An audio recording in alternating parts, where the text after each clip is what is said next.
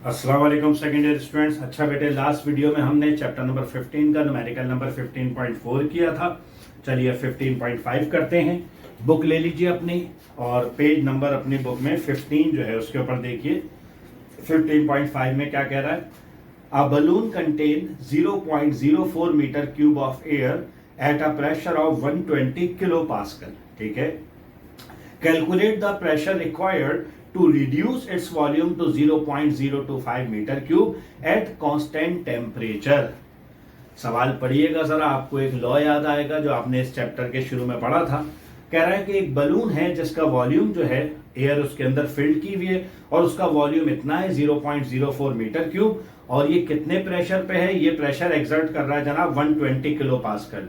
ठीक है। बताइए कितना प्रेशर हो जाएगा अगर हम वॉल्यूम रिड्यूस करके कितना कर दें? 0.025 मीटर क्यूब कर दें। ठीक है। At constant temperature, temperature constant रखा गया है। तो देखो बेटे, मैस को भी, अमाउंट ऑफ गैस को भी कांस्टेंट रखा गया, टेम्परेचर को भी कांस्टेंट रखा गया। वॉल्यूम कम हो रहा है, यकीनन प्रेशर बढ़ेगा। ये हमारे पास बॉयल्स लॉ का केस है। ठीक है जी। तो चलिए बॉयल लॉ के केस पे इसे सॉल्व करते हैं। पहले डेटा बना लें। कौन सा है जनाब? 15.5 क्या क्या कह रहे हैं जनाब? ये इनिशियल इन्होंने हमें वॉल्यूम दिया हुआ है जिसे हम V1 कह देंगे, 0.04 मीटर क्यूब।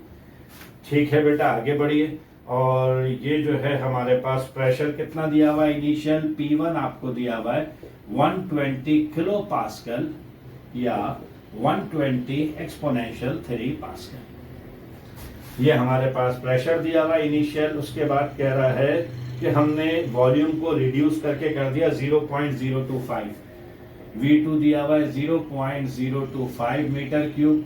अब देखिए बॉयल्स लॉ के मुताबिक हम जानते हैं कि अगर वॉल्यूम कम हुआ है तो हमें पहले से पता है बगैर सॉल्व किए कि हमारा जवाब जो है वो 120 किलो पास्कल से ज्यादा आना चाहिए, क्योंकि अगर वॉल्यूम कम हो रहा है इसका मतलब है प्रेशर लाजमी बढ़ा है।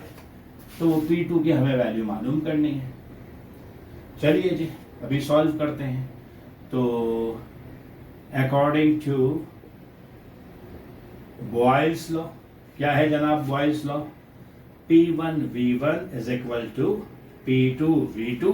आपको मालूम करना है जनाब P2, तो इसे यहां ले आइए, डिवाइड हो जाएगा।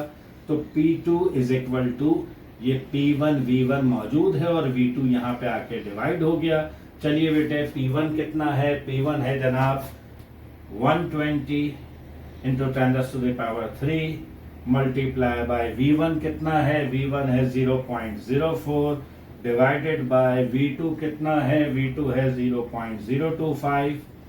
अच्छा जी, अब बाकी कैलकुलेशन है। जब आप कैलकुलेशन करेंगे तो आपके पास P2 आ जाएगा 1.92 एक्सपोनेंशियल 5 पास्कल। इसे आप किलो में लिखना चाह रहे हैं तो पॉइंट को 2 स्टेप आगे ले जाइए ताकि यहाँ पे एक्सपोनेंशियल 3 रह जाए। तो आपके पास P2 हो जाएगा 192 किलो पास्कल। ठीक है बेटे।